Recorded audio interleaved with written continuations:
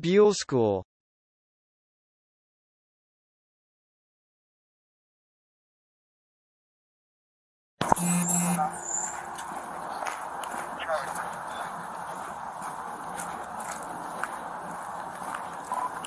I got the street blocked off. No way out.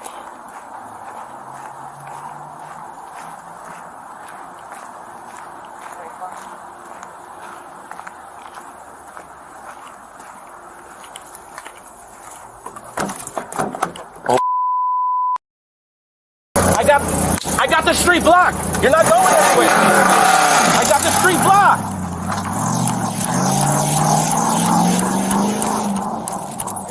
Taking off, but she's blocked in. She's hitting my cruiser. Oh my God.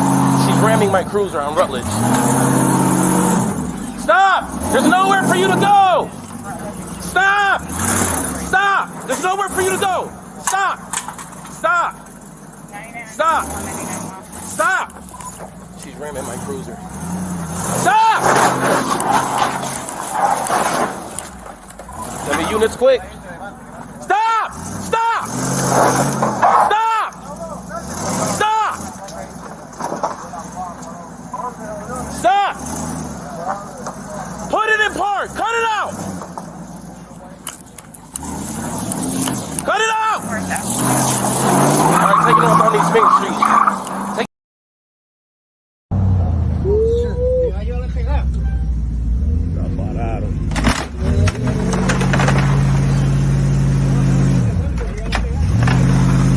That's my car.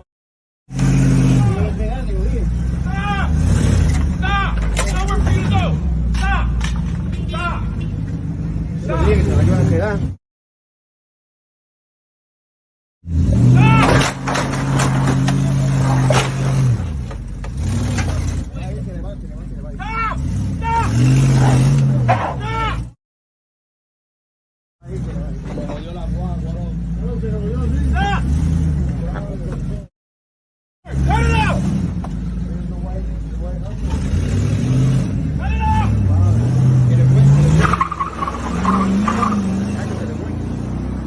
Suspect who could face charges in a series of car break-ins in Wolcott is now possibly facing even more serious issues after ramming multiple police cruisers during a chase.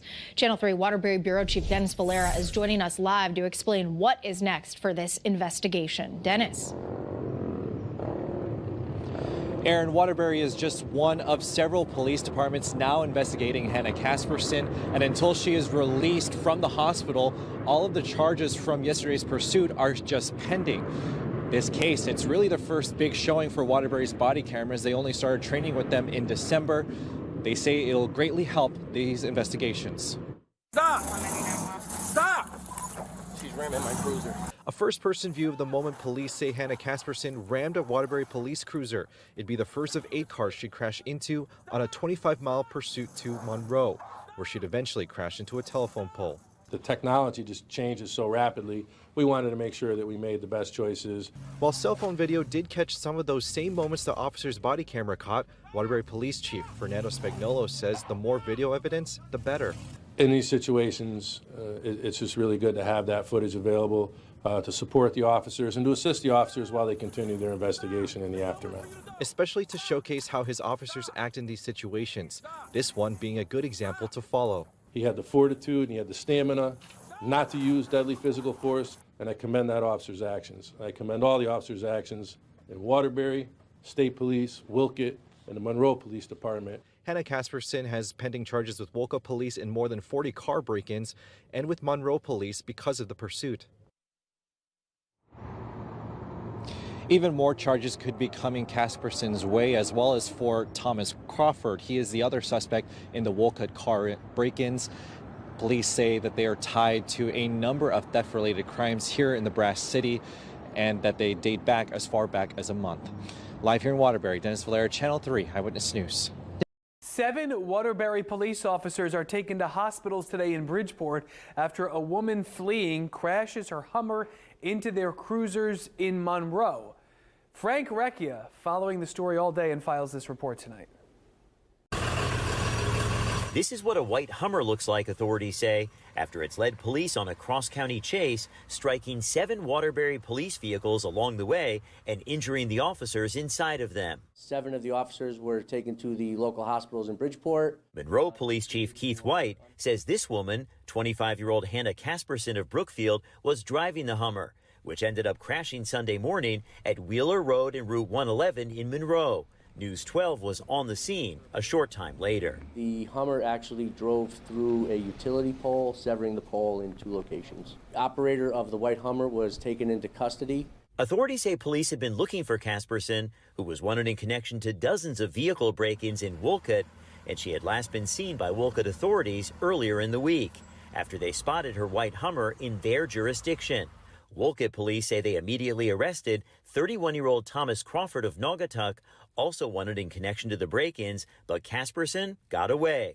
Waterbury police say they spotted Casperson Sunday morning, but she fled their city in the Hummer by way of I-84, eventually crashing here in Monroe. The collision sites are 2 separate locations with 3 Waterbury cruisers at each location. There is some small electrical issues in the area. One of the poles was severed, taking down wires and bringing them into the roadway. Though the incident made for a stormy Sunday in several communities, Chief White saying he was grateful that none of the 7 Waterbury police officers taken to the hospital was more seriously injured. Small bit of good news in a terrible situation that all injuries are non-life-threatening. In Monroe, Frank Recchia, News 12, Connecticut. That includes injuries to Casperson. She is hospitalized and said to be in stable condition. Bond tonight set at $75,000. 2 people are facing charges in connection to 41 car break-ins at a senior living and condo complex in Wolcott. That led to this wild body cam footage of police trying to arrest one of the suspects. The facility was home to seniors mostly on a fixed income who are now having to foot the cost of fixing their own broken windows. Fox 61's Tony Black live in Wolcott tonight with how the community's stepping up to help out. Tony? Yeah, Ben and Jen, you can still see some tarps cover broken windows. That happened on Friday, and just over our shoulder, another one of those windows currently getting fixed as we speak. And today, I was talking with neighbors who say that any of these unexpected costs that could come with having to repair these windows, especially for those seniors, could be quite the headache.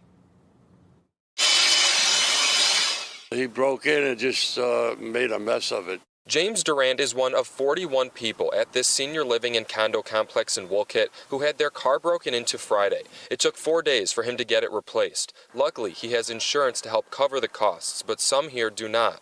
It's a hardship for them, and actually for me too, but fortunately I have insurance and stuff, so they paid for it.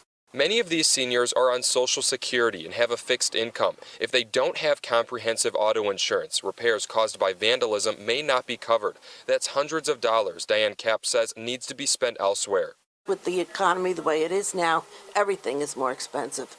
Her insured car was also broken into. She found a place that will discount those without insurance, something she says many of her neighbors will appreciate. I see people walking around here every day that I know would benefit from a helping hand. The whole idea of raising this money is we want to help them out. Kathy Flanagan wants to be that helping hand. She has several friends who live at the complex, some without glass insurance. She's trying to raise money to help cover costs. Everything else is going up in price, and it's difficult to get by on a day-to-day. Coleman's Automotive is also looking at discounts for those impacted. Shop manager Tommy Centenaro says they want to help ease the pain. We can't fix the cars at no cost, but try to do whatever we can for the customer, being that they're all seniors and so forth. The neighbors at the complex say that's the Wolcott community, helping when needed. I think that's exceptional. The man arrested in this case is facing 41 counts of burglary, among a slew of other things. The woman arrested, she led police on a half-an-hour chase, injured 7 police officers, and caused $135,000 worth of damage to 8 patrol cars. She was actually hospitalized for her injuries from flipping her Hummer and has since been transferred over to the Department of Corrections custody. And if you would like to donate, we have how you can do that at fox61.com. We're live in Wolcott tonight. Tony Black, Fox 61 News. Damn, son, where'd you find this?